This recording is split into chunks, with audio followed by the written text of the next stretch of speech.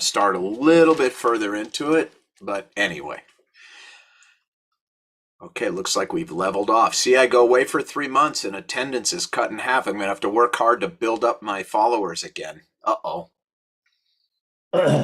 There's nothing worse for a millennial than losing a follower on Instagram. It's just a reason to sit Shiva.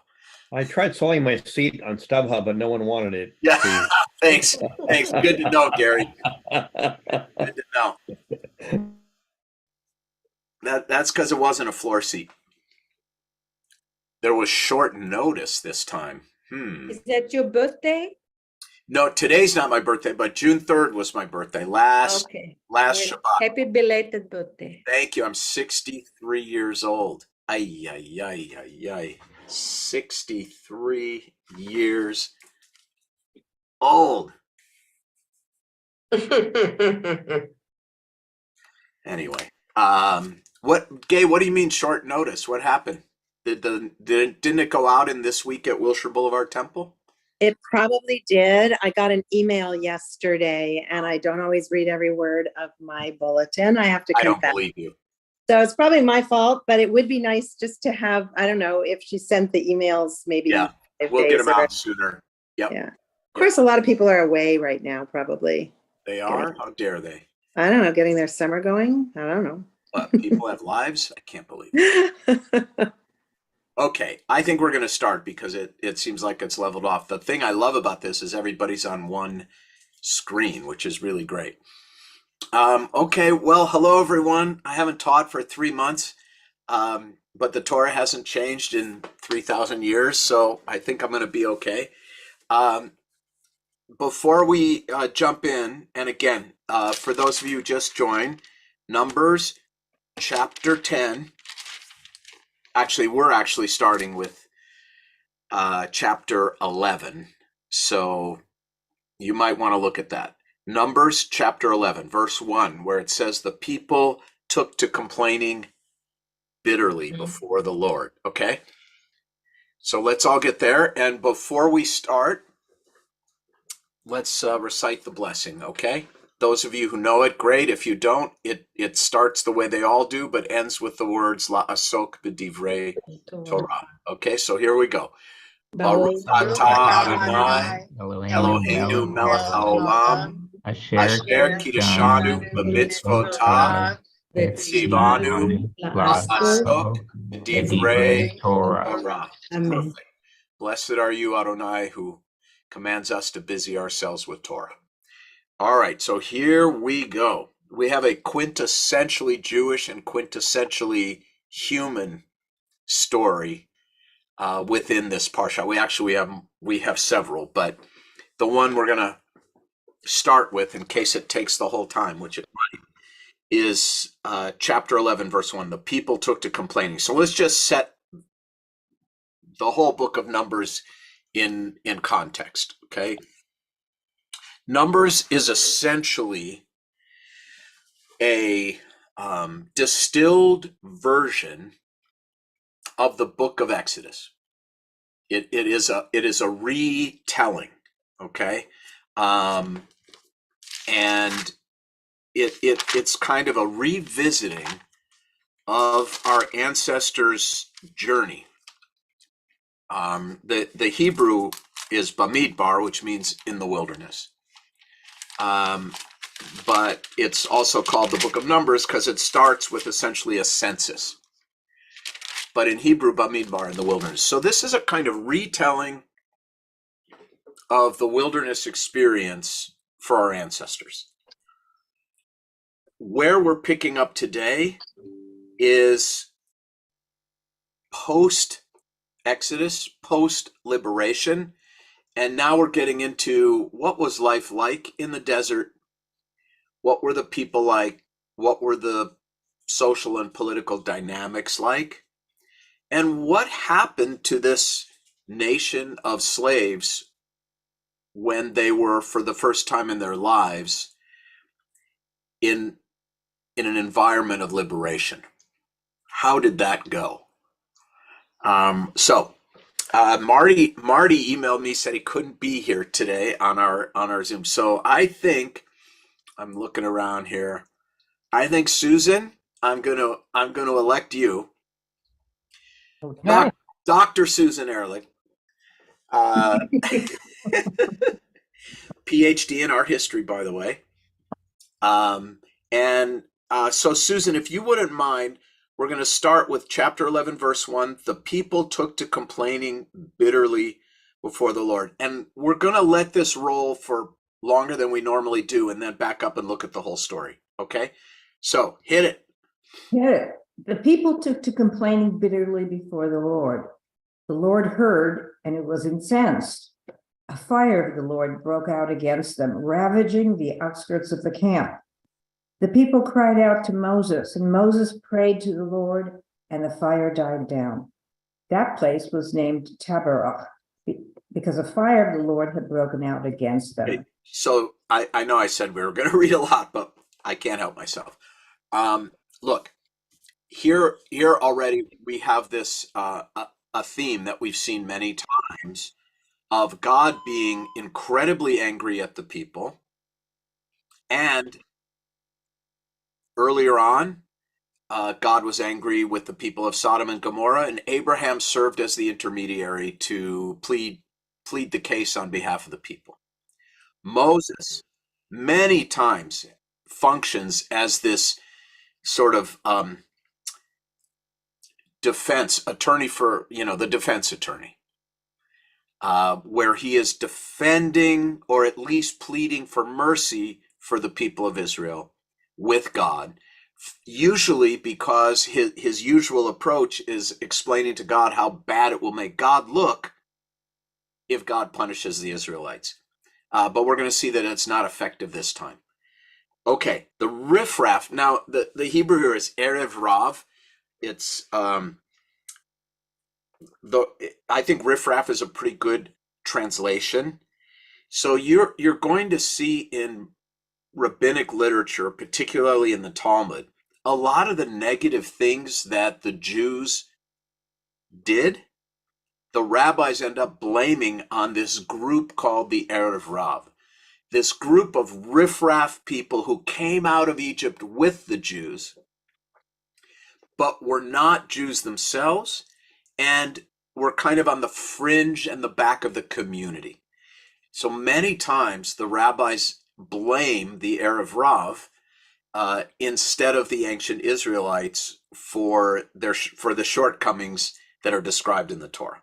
Now, we're going to see that doesn't hold up very well here, but you know that each generation brings its own point of view to the text, and for most of the rabbinic period, they were looking at ways to blame someone else other than the Jews for this bad behavior, other than themselves, frankly, for this bad behavior.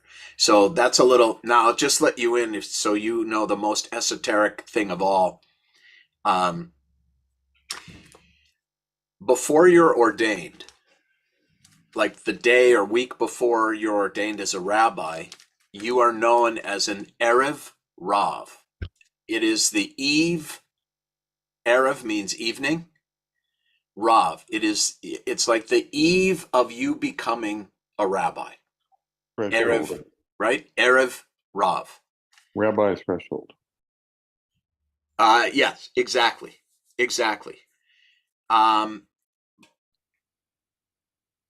But here you have the same essentially words, but with different grammar.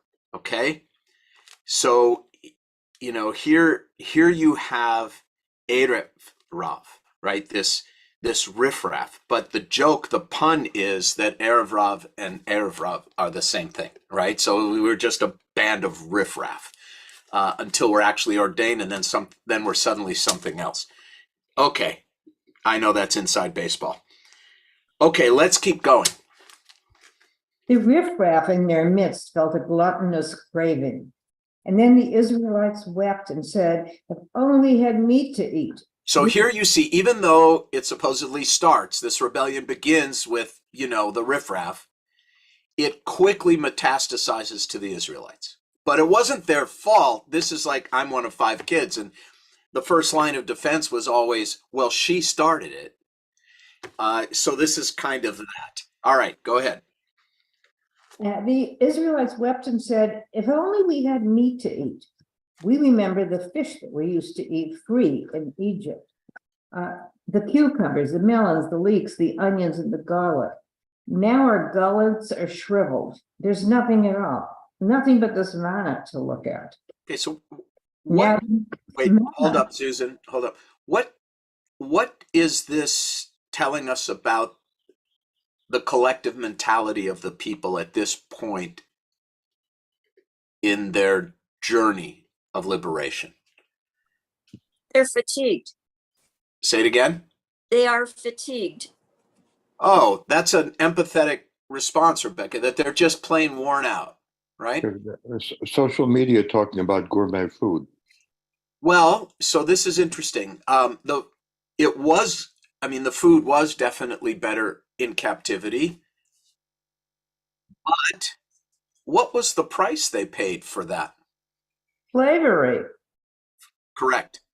They paid the price with servitude. But what is their collective memory of the experience? That they ate all of this delicious food for free. In a way, well, not in a way, this, I think, is a demonstration of how deeply embedded in their psyche and souls the mentality of slaves and slavery was. They're actually idealizing slavery, which, if you think about it, is pretty hard to imagine. But this actually does happen. I remember many, many years ago when I was visiting a prison, I was only visiting. There were a number of people there for whom prison was their preferred way of life because they were used to it. They had no decisions to make. They had a bed and 3 meals a day. Horrible, but 3 meals a day. And actually, being in prison was a part of the regular cycle of their life. And it was the regular cycle of their father's life and their uncle's life and their cousin's life, et cetera, et cetera. So, but here we have this indicator that this people, they are physically free, but they are spiritually and emotionally enslaved. And don't we all know the truth of that, right? In our own lives.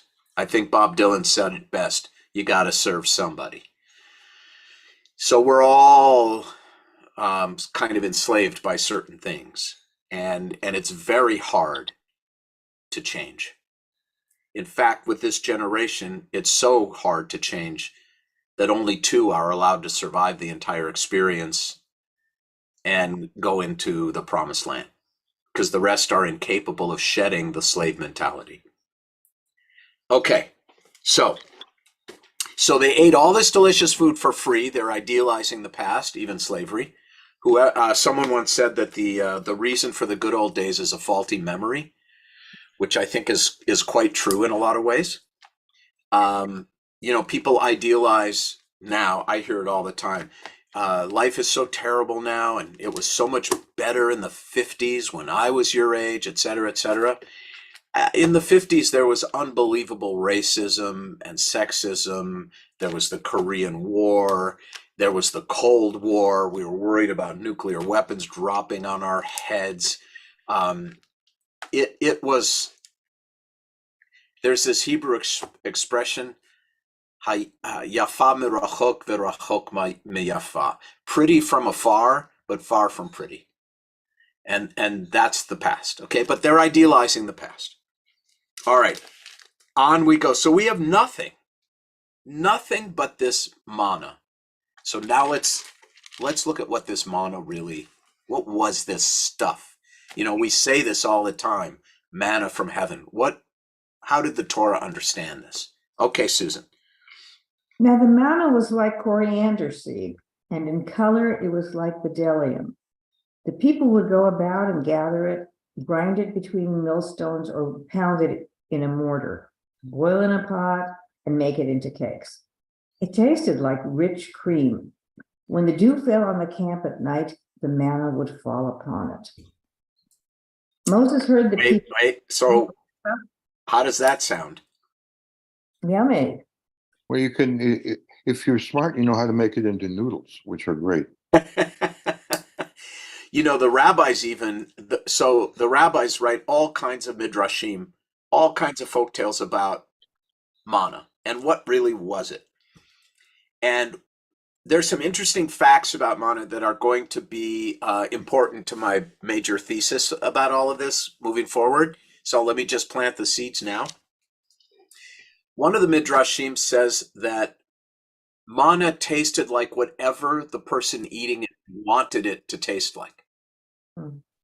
It was like a magic food that took on the flavors and textures of whatever you wanted it to be, which I think is pretty fascinating, and I think in some ways can be a metaphor for our own lives, really. I mean, we can't imagine and live our lives a certain way, and we're the only creatures on earth that have that ability. Let's make sure we're on mute. Everybody be on mute or we're going to get the echo. Barry and Nadine, welcome, but you please mute. Okay, so look, that's a metaphor for life. When you're free, which every one of us here is to a very large degree, you actually have the freedom to imagine your life and then try to achieve that. And manna is sort of metaphorically in the rabbis' minds like that. The other thing about manna, you see how it says it came down every day? Well, that's not exactly correct, because earlier in Exodus, we learned that a double portion fell on Friday. Twice as much manna showed up Friday morning, so that there was enough for Friday and Saturday, and people would not have to collect it and bake it on Shabbat. This, by the way, is why sometimes in a more traditional home, you'll see 2 loaves of challah on the Shabbat table. It is in deference to this idea that there was a double portion on Friday so that there'd be leftovers for Saturday, I guess is the way I'd look at it. So if any of you've ever had like challah French toast, you are doing exactly the right thing. It was meant to be used on Friday and Saturday. Or perhaps you make like a brisket sandwich with challah, which is also doing the right thing. You get the idea, okay? Now, the other thing about manna, which I think is again, metaphorically very powerful, enough fell each day to meet the people's needs for that day. Manna could not be stored. If you didn't eat it that day, it rotted, maggots, and it was inedible. So if you were going to write a sermon about that, what would it be? Because one of us might have to, and I could use some ideas. Merle. That you have to take what you get and take advantage of it. I'm not saying take advantage in the wrong way, but you have to take it because it may not be there tomorrow. I mean, if you can't save it, you better take advantage of what you have at that moment. Yes. But that doesn't just apply to food. Oh, I agree. What does it apply mostly to? I think it applies to how you live your life and how you present yourselves to others and whether you're honest, the whole thing. You know, everything that's expected of us and how it's everything. Anyone else? Pamela, go ahead. I think it's a pretty direct way of saying don't be greedy, don't hoard. That's the other side of that coin, right? Don't be greedy, don't hoard. Be grateful. You have enough. You are enough. Excellent. They're both excellent points. Anyone else? Yeah, Gay, go ahead. I was just thinking, make hay while the sun shines. Right. Right. Live your life. Do you remember, I was just at a breakfast this morning with a mother of teenage boys bemoaning the time they spend on social media. And I said, you remember when you got charged for every minute on your cell phone? Yeah. And you therefore used it more wisely? This is a hard thing to remember about our lives. And do you remember rollover minutes? Remember that? They don't have that anymore because it's unlimited minutes. Life is not unlimited minutes. There are no rollover minutes. You cannot save time today that you can turn into a 25 or 26-hour day tomorrow. It's impossible. Each day, this manna appears in the morning, and we have the opportunity to make something of it. And when it's gone, it's gone. It's a hard thing to live that way all the time, but it's a powerful thing when you do and get it right. Okay. Sukasa, go ahead. I was just going to say that for some people, nothing is enough. Whether it's drugs or money or whatever, it's never enough. So this kind of is telling people go out. I kind of look at it the opposite way. It's like they expected to get this and they expected to have as much as they wanted, but where's the control that they need to stop eating because they're full, or they need to stop earning because they're full? We're getting there. Okay. We're getting there. We're about to enter the part of the Torah that my father summarized as "Stop crying, or I'll really give you something to cry about." So that was parenting in the Leder household.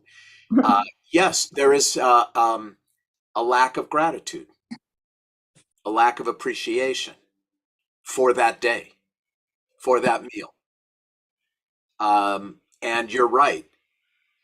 The superfluous is without limit. What is necessary has limits. Think about what's necessary for us in our lives, and you only need so much of it. But the superfluous is a bottomless pit.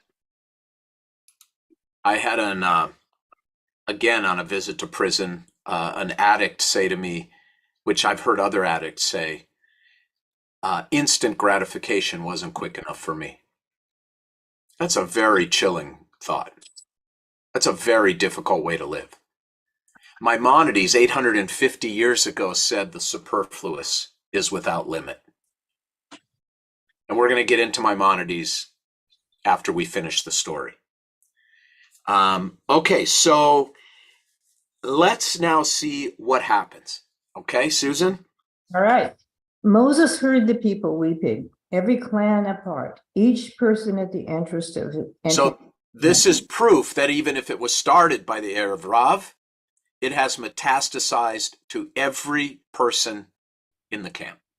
All clans, all people. This envy, this Instagram envy, this idealization of the past, this idealization of other people's lives has now gripped everyone.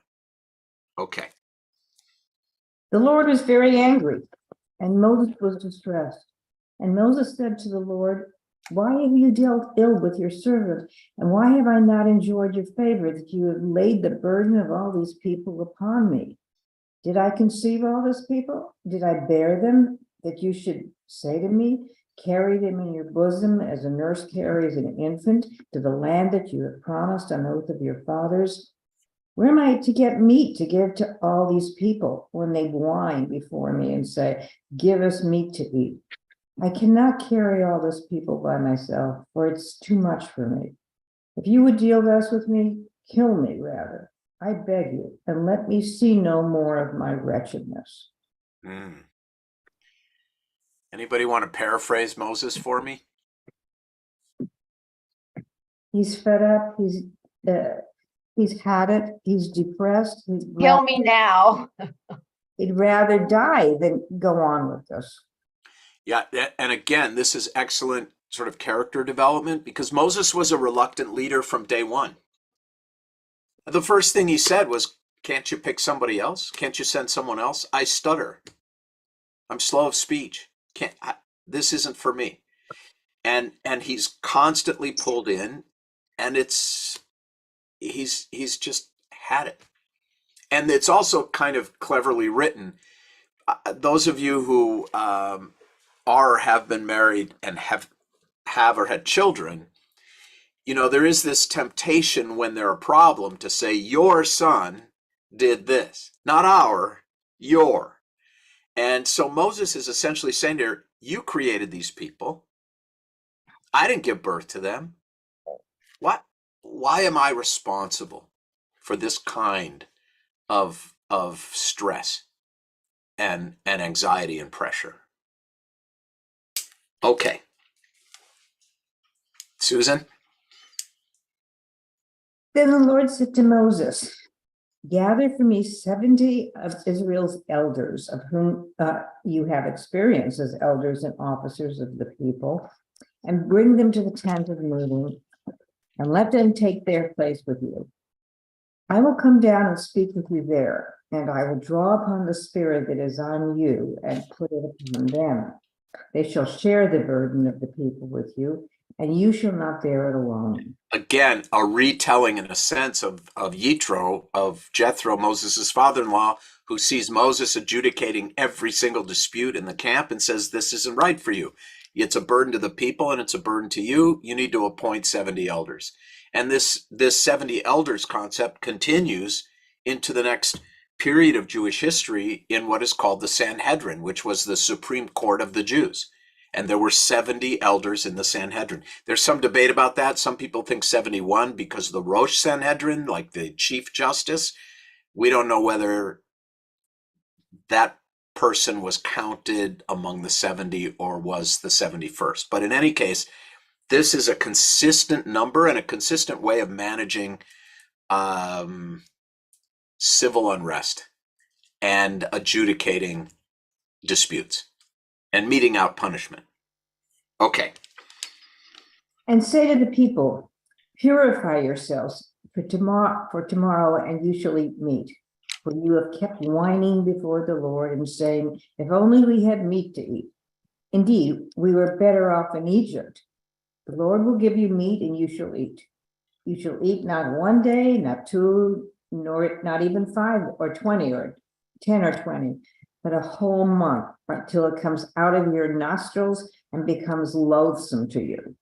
For you have rejected the Lord who was among you by whining before him and saying, oh, why did we ever leave Egypt?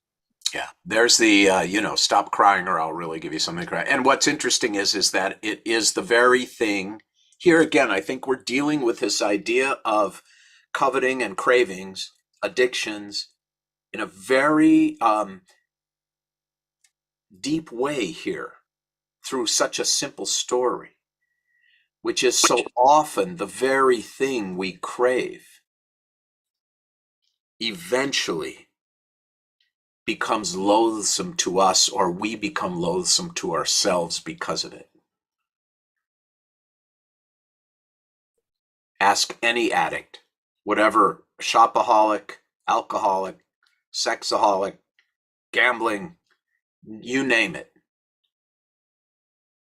What we covet eventually becomes loathsome to us.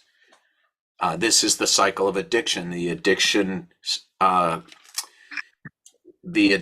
lessens the pain temporarily. The guilt of addiction increases the pain, so you need more, and on it goes.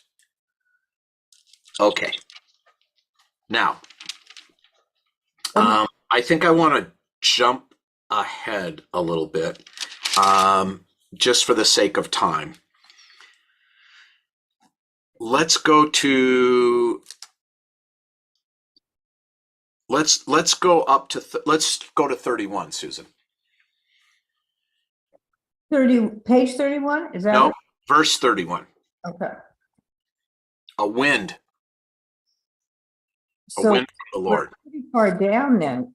Yes, yes. 11:31. Okay, oh, there we go.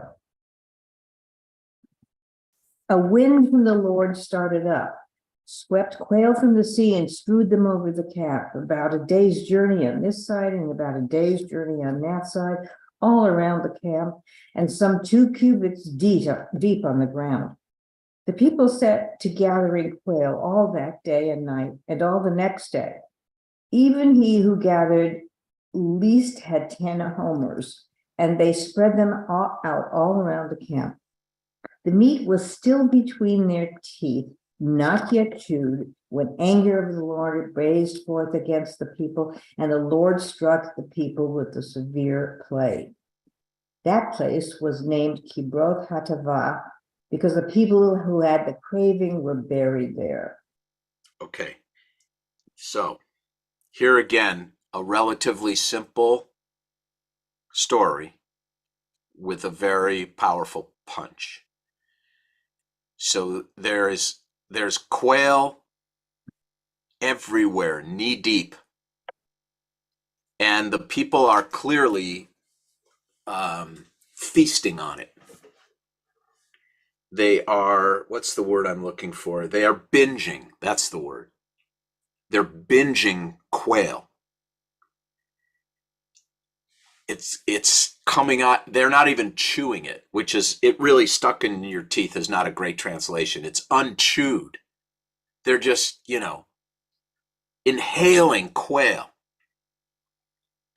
And they're stricken with a very severe plague. Many of them die. And where are they buried?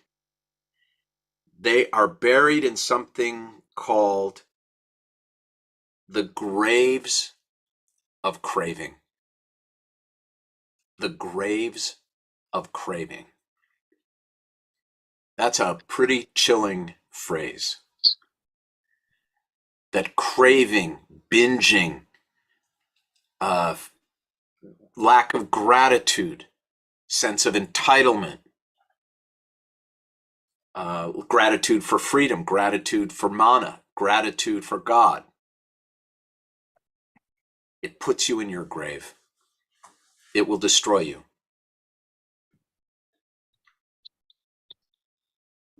And I think Kibrot HaTa'ava, grave of cravings, is one of the most chilling phrases in the Torah.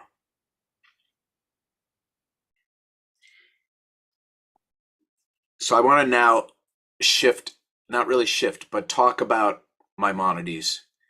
And yeah, I see your point, Gay. Yes, seems like what is happening now. Well, this has been happening throughout human history. Because think about the 10th commandment. What is the 10th commandment? Thou shalt not covet. So think about the 10 commandments structurally. The 10 commandments begin with a statement, not a commandment. It's really 9 commandments preceded by a statement. What is that statement?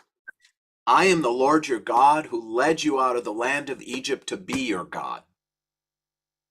I liberated you. I freed you. And then what is the 10th commandment?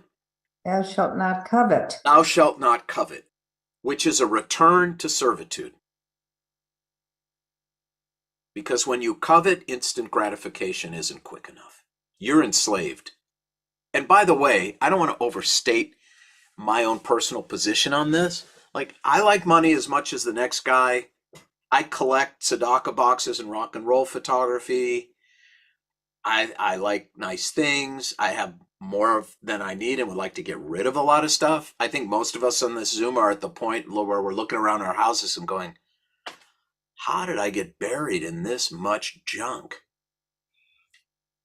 So, no one is immune. But this is the extreme, the kind of craving that'll put you in your grave. And I think that the 10 commandments are structured this way to remind us that coveting is a return to slavery. Because, as Maimonides said, the superfluous has no end, no limit. Now, why did he say that? Okay. So Maimonides, roughly 850 years ago. So now we know, like, this is how people were 3,000 years ago. What were people like 850 years ago? Were they better? Were they worse? Were they the same? So 850 years ago, more or less, Maimonides, who was the greatest rabbi of his generation, he was a physician. He was the court physician. He, by the way, his family was in the gem trading business, and his family was wealthy. And then his brother lost the entire family fortune in a shipwreck. He went down with a ship with all of the family's jewels. Okay? So Maimonides' family became instantly impoverished, wandered throughout the Middle East, including Egypt for a while. So he was one of those people who lost it all through no fault of his own, but he lost it all. Had that experience as a young man. Now, Maimonides sets about trying to deal with the most difficult problem in all of spiritual and religious life, certainly monotheistic life, which is what we call theodicy, God and the problem of evil. How can it be that there is a God and so much seemingly senseless suffering in people's lives? Post-Holocaust, again, this is an enormously, there's a whole school called post-Holocaust theology which deals with this.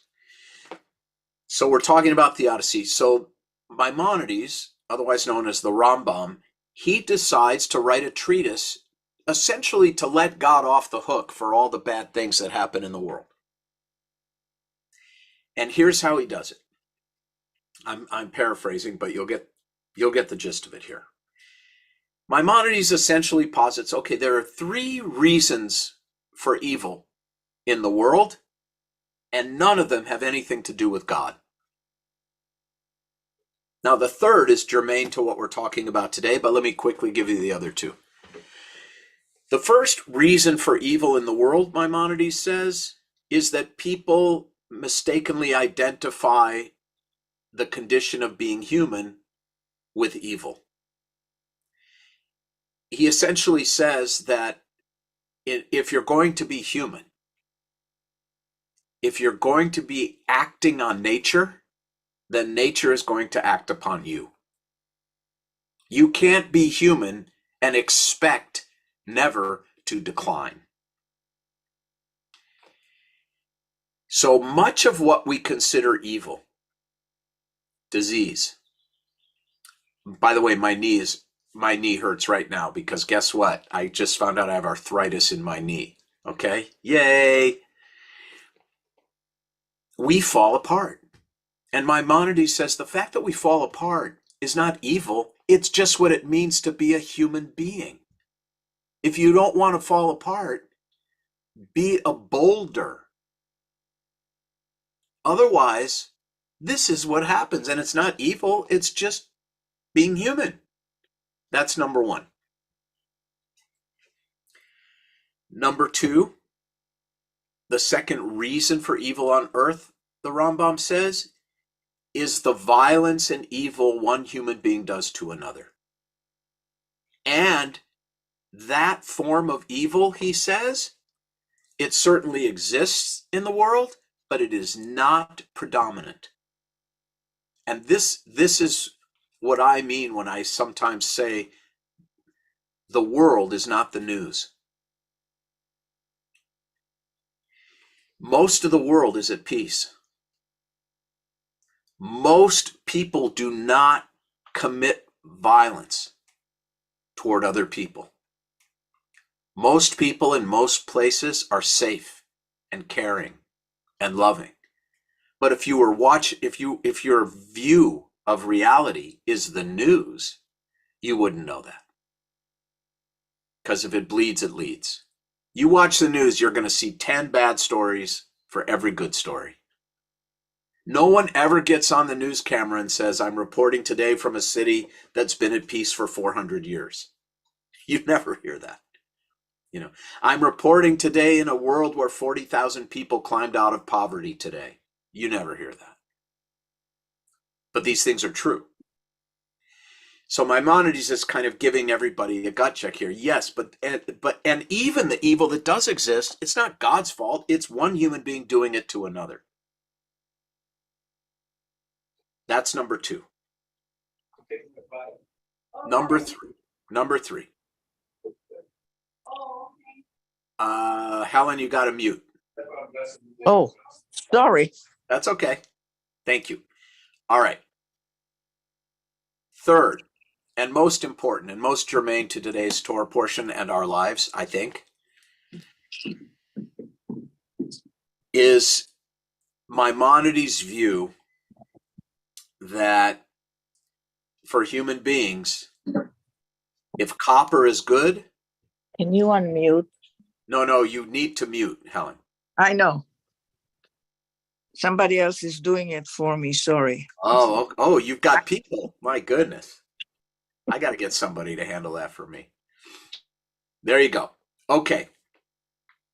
Maimonides said the third and most prevalent form of evil is the evil we do to ourselves because we confuse what we want with what we need. Because we don't know the difference anymore between what we really need versus what we want. And we start to think we need what we want.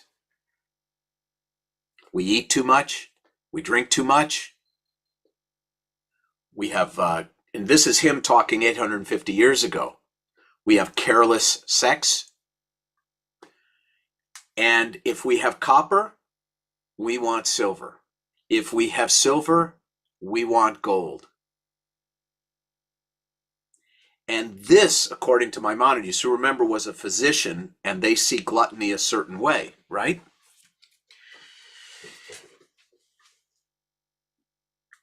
And then he makes an amazing observation about the world that God created for us. He says that God created in the greatest abundance that which human beings need the most, and made most rare in nature that which we need the least. Now let's walk through this. What do human beings need the very most above all else? Air. Air, of course. Guess what? It's everywhere. Free. It's all around us. It's the most prevalent thing on earth is air. Unless you're in the Northeast right now. Right. Okay. What's next after air? By the way, a lot of Jews usually say food first because, Water. Water, right. Water. You can go about 3 minutes without air and about 3 days without water. What's next? Health. Need. Health using those. No, I mean unhealthy people can live. What's the third thing you need? Food. Food. Exactly. Now, what kind of food? Al dente with a black truffle sauce? Like Gay, what's the most decadent? Gay was the best caterer in LA for her career. Gay, what was like the most decadent main course you ever catered? Probably butter poached lobster. Maybe some truffles. Yeah. Butter poached lobster. Okay. No. What we need are the cheapest things in the grocery store. Simple carbohydrates and protein. Beans. Bag of beans. That's what we need. So what Maimonides is saying is that the earth was created for us like a pyramid in a sense, with what we need the most being the most readily available and the cheapest and the easiest and then you start ascending. And what you need the least is what's most rare. Does anyone really need a diamond? No. I know that's painful, but no. No. Okay? And so what happens to human beings 850 years ago and today? We get seduced into believing that what is rare is most precious and important. And so many people, myself included, have worked so hard for so many years. Now, I've done it because of a mission, but I've also done it to get paid. We work to get paid. We've sacrificed so much time and energy to make money to buy these rare, very expensive things that no one really needs. And Maimonides says that is the third and most prevalent form of evil, and it has nothing to do with God. It has to do with a terrible mistake that humans make, believing that the material has spiritual value and meaning, like eating a picture of food. So we have our Parsha, which is probably 3,000, maybe 3,500 years old. We have the Rambam, 8 centuries ago. And we have today, our lives. And again, Judaism does not disparage the material world. Far from it. It just doesn't privilege it above the spiritual world. Penina, make sure you unmute. There you go. Already. Okay, what people need today, what people needed then, I think it's not a lot different. Correct. I think what they saw, and they are pinpointing details, it's to show that it was a need for the 10 Commandments. It was a need for some kind of law and order, because everybody's need is different. We cannot say that they needed this and they needed this. Well, It's I would say everybody- everybody's want. Right. Different. And what you think it's important or valuable to you may not be to the other person. I think it's just what they saw. They came, Erev Rav, it wasn't the same culture. The Hebrews lived in a different section. They had sheep and they were shepherds. And the others, I don't know what how they got how did they got to sustain themselves? If they were building the pyramids, how the food was given to them. That's not the issue that we're dealing now in the desert, because they're not working the pyramids. They're working now in the same situation, but they did come from 2 different backgrounds, and they are mixed now. Erev Rav means it's them too. Mixed up. Everybody. Me'urav. The Israelite, Erev means to mix, לערבב. Yeah. Okay. I think what all those stories showing us that there was a need for the 10 Commandments. There was a need for law and order. So those stories just comes to emphasize what was and what needs to be changed or fixed, maybe not changed completely, but repaired. And the manna means portion, simply portion. So, well, that's what it means in modern Hebrew. Oh, okay. Right. Well, the rabbis can interpret it exactly right. The and way I want to interpret it, they can do it. They're allowed, right? Everybody's allowed. So the idea is just that there was a lot of things that happened there, not just the food issue, the health issue, how to deal with how to be a witness, how to tell who stole and who did not. Yes, You it, have- it was to create a civil society. Yes. Absolutely. However, So all those stories shows you that there was a necessity for the Yes, commandments. I agree. We can don't- say we there is don't. 10, there is 300. There Okay. was a need. We don't. I agree. We don't write laws for problems that don't exist. Right? Exactly. Now, Exactly. but here is the And it's not that different today. Here's what is different today. And I see this because, you know, I deal with, literally, I have dealt with thousands of bar and bat mitzvah kids over the past 37 years. Thousands. And thousands more at our camps. And I've got my own, and you've got your own. Here's what's different, culturally different today. We have social media as an accelerant, and we live in a culture where even the very best person among us, the best person on this Zoom, every single one of us, because of the culture in which we live, we cannot help but fall prey to the idea that somehow our net worth and our self-worth are connected, are intimately related. We can't help it because of the messages raining down on us in our culture. I will give you a few simple examples. Who wants, let's see, let's see. Is there anybody here who was in advertising? Nobody? Okay. All right. Roy, unmute. Okay. It's good to see you, man. How's the whiskey business? Good. I mean, if you got to work. Is also advertising. Yeah, if you got to work. Okay. Anyway, here's what I'd like you to do. Think of a product and its slogan. And any product you want and its slogan, and take out the name of the product and put the word God in instead. Ooh. Okay. I'll get you started. I'll give you one, okay?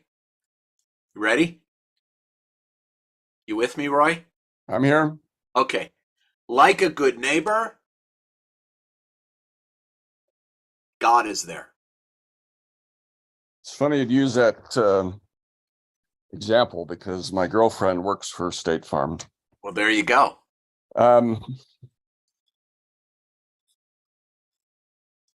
I forget what soft drink, but maybe Coke or something. It was like Coke, it's life. And what can we say instead? God is life. Right? Right? You're in good hands with Allstate. You're in good hands with God. Adonai.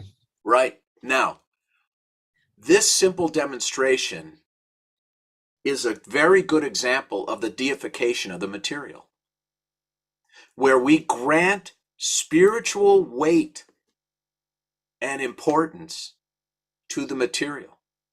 When my daughter was 13, I walked in the door and she was like all over me about a pair of jeans that she wanted that Betsy wouldn't buy for her because they were too expensive.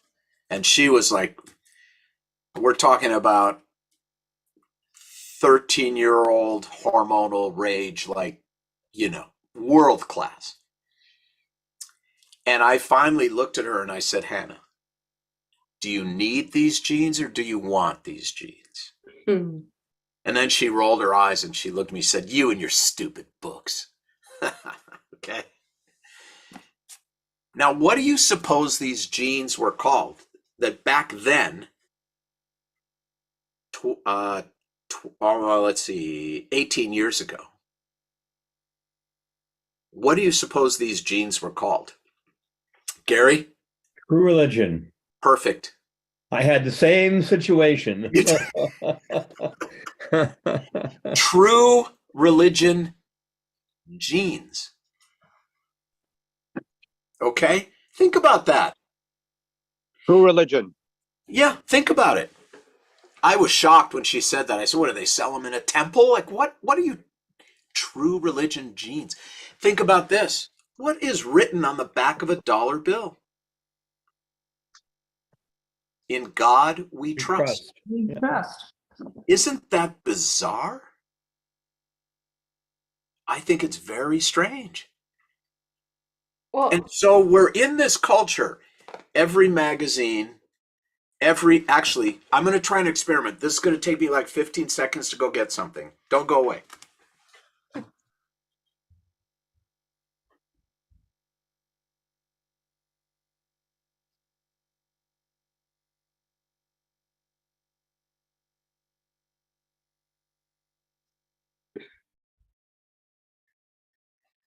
Okay. All right. So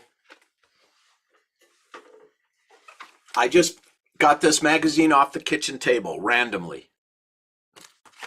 Okay. by the way, that was Carol G, and she's my client. And I'm supposed to be doing work for her right now. Well, you are. Look at all this exposure I'm giving her. Look at that. Carol G. Okay, I have no idea who she is. Who is she? Me neither. She's a reggaeton artist from Colombia, and she's actually quite lovely and amazing. And her team Wow. is adorable. Good for her. I'm glad she's finding success. Okay. I literally just randomly opened this up. Okay.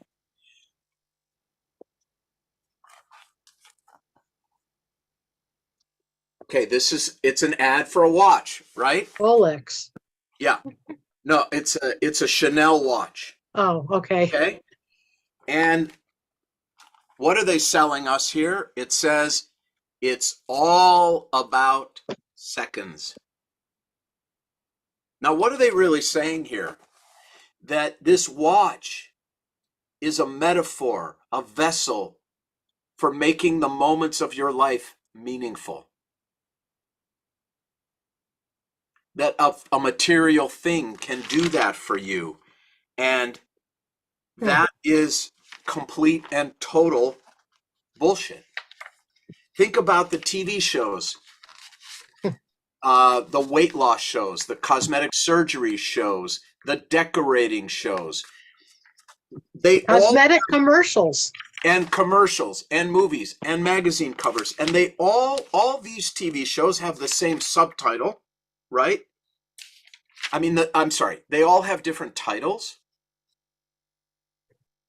but they all have the same subtitle or subtext, which is, if you change your outer life, it will change your inner life.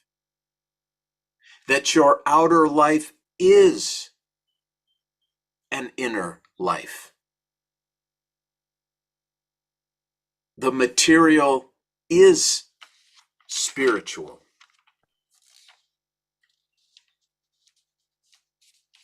And this is how you will get on a path where the superfluous is without limit.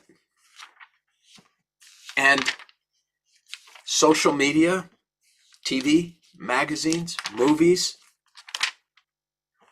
all of it is, I'm just looking for another one. Hold on, I gotta see if there's, I mean, there are always good ones, but give me a second here. So do you think it's a good idea that on Shabbat, the Orthodox Jews are telling their kids not to turn on the TV and to leave the phone off? Is it a good idea or not? I think it's a great idea. Good. It's not a good idea, it's a great idea. Good. And Thank you. and it means, okay, look, I don't want to end on Rabbi. okay, so listen to this. This is for a dress, okay? I hope Pamela, I hope whoever this is isn't your client, but okay. All right. Listen to the caption. It's all about the silhouette as ethereal, nature inspired, taking on exciting new proportions. It's a freaking dress. It's really, and this is everywhere. Look, why limit happy to an hour? You get this, you can be happy all the time. Because happiness comes in this book about cocktails. This is everywhere, and once you train your eye, you start seeing it. And this is the world we're trying to raise decent children in. Okay, I'm going to go Nadine, David, and Pamela. Go ahead, Nadine. It's not just the advertising world. Our fellow co-religionists, Chabad, will have you don tefillin, and it will just do it, and it will change your life. Yeah, it's the materiality of the spiritual. You're External to exactly the- right. It's not limited to advertising. Not at all. Okay. Not at all. Now, sometimes the physical, the material can elevate you spiritually. Like I think our sanctuary does that. It elevates you and humbles you at the same time. I think that architecture and physical space can be a form of prayer and elevation. But that's not the same thing as a dress or a, change your bra, change your life, which is one I saw in Manhattan not long. Literally, it was a big sign said, change your bra, change your life. Really? David. Yes, I remember a study was done about satisfaction of people who purchase cars. And some psychologists, I think it was the psychology department at USC. I didn't go there, but it was a class I sat in on for visiting day. And they did a study involving people who were looking forward to and purchasing different cars. And so the satisfaction level of looking forward to somebody who was getting a new car was high for it. They were comparing, say, somebody buying a Mercedes or a BMW, a high-end car, versus a Toyota or something else. And of course, looking forward to it, people were very interested and excited. And the study showed that after a relatively short period of time, there was no thought of that. The people who purchased the higher end cars, that car didn't give them the satisfaction of like, wow, I'm driving this. And that satisfaction level was the same as the person who bought the less expensive car. So to paraphrase something, Rabbi, since you're a collector of rock photography, we live in the material world and we are part of it. And sometimes things like this and the Torah portion like this and the Torah session helps us bring things more into context. That's right. And I'm going to end with Shabbat after we hear from Pamela. But what you're saying, David, is exactly why people who get cosmetic surgery then get more and then get more and then get more, because it doesn't really change your life. But we have this message raining down upon us that if you change your outer life, it will change your inner life. And it's just not true. This is why people win the lottery a year later are freaking miserable. And again, I'm not here to disparage the power of money or the material world. What I'm here to talk about is not confusing that and pretending an idol and turning it into an idol or believing it is something or will grant you something it never will. Pamela. So I want to hit it from a slightly different angle because my thought came a few paragraphs back. But when we were talking about the abundance and what we need for life, right? One of the things somewhere on that list, obviously further down than the ones we mentioned, is social connection and social interaction. And I wouldn't call it social status, but social belonging, let's say. Yes, and that is a non-material thing.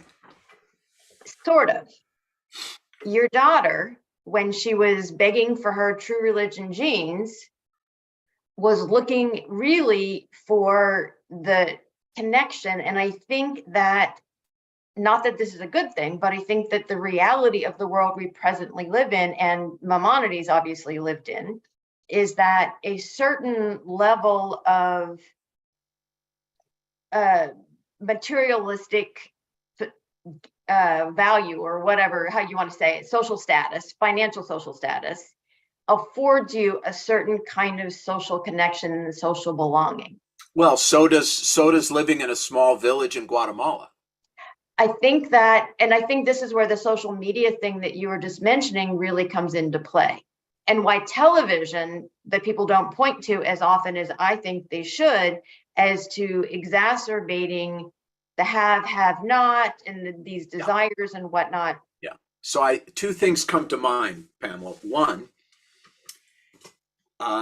is this is why we sent our daughter in 9th grade to a school with uniforms.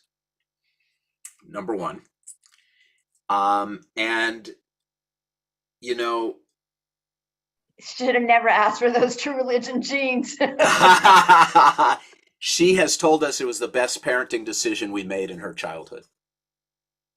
We sent her to an all-girls school with uniforms, and it prolonged her childhood. And her best friends today are not her friends from camp, are not her friends from college. They're her friends from Archer.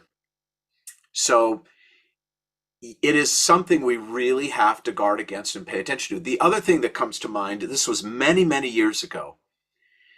A young woman, she was in high school, went for a semester to Guatemala. When she came back, I said, what did you learn? She said, well, people are happier there. They eat together, they dance, they sing. They're happier. And they have far less. So the tragedy that you're unveiling for us here is that in order to be in social connection, there are many places in life where that requires this net worth, self-worth perspective or way of keeping score. And it ends up being pretty empty. And you're right. That's where we are. It's interesting to me, this is a little bit of an aside, but you don't hear of suicide rates. Maybe it's just because you don't hear about it. So there could be a little self-censoring, but you don't hear about suicide when people are struggling to survive and to have enough food to eat and to get their actual true basic needs met. You almost always hear about it when they're trying to achieve some material status. Or feel less than. I mean, it's a complicated thing. Suiciding is a very complicated thing. It usually goes along with depression and other things. But yes, I mean, there are problems of privilege and there are problems of poverty. And I don't mean to diminish either, but they're just problems. I didn't mean to. I guess what I'm saying is suicide is a whole complicated thing, as you mentioned, but there's this sort of chemical, and then there's a bit of circumstantial depression. Yes. And if you, in broad strokes, separate out those two, and you start looking at, like just going historically, 1929, people jumping off of bridges because of financial ruin, whatever, Yes. And now I want to transition to Shabbat. I want to be sensitive to everyone's time here because we're already over, but let me just end that part, Pamela. And again, I'm not here to deify struggling. But I think the single best thing I ever heard in the aftermath of the Madoff scandal was an elderly Jewish guy in LA who lost a huge amount of money. And he said, when my wife and I started out, we lived in a one-bedroom apartment in the valley and we were very happy. And if we end our lives together in a one-bedroom apartment in the valley, we'll be very happy. And I thought that was a very elevated and profound way of seeing things. Now, Shabbat. And I don't have time to go into this, partly because I have an unveiling at Home of Peace at 2 and I'm in West LA. But quickly, Shabbat is entirely the opposite of this. You unplug, you can't shop, you can't spend money. You focus on the sacred nature of time and human connection. It's an armistice. Shabbat is an armistice in this battle for more and more and more. And if you want to read I think one of the 2 or 3 most important books of the 20th century, not just Jewish books, read The Sabbath by Abraham Joshua Heschel. It's a symphony of a book. It's like 100 pages. It won't take you any time at all. And if you want to talk to me about it after you read it, I'm your man. So I wish everyone a peace treaty in the war for more. Shabbat, okay? So Shabbat Shalom, everyone. Great. Shabbat Shalom. Thank you. Bye-bye. Thank you. Bye, everybody. Bye, everybody.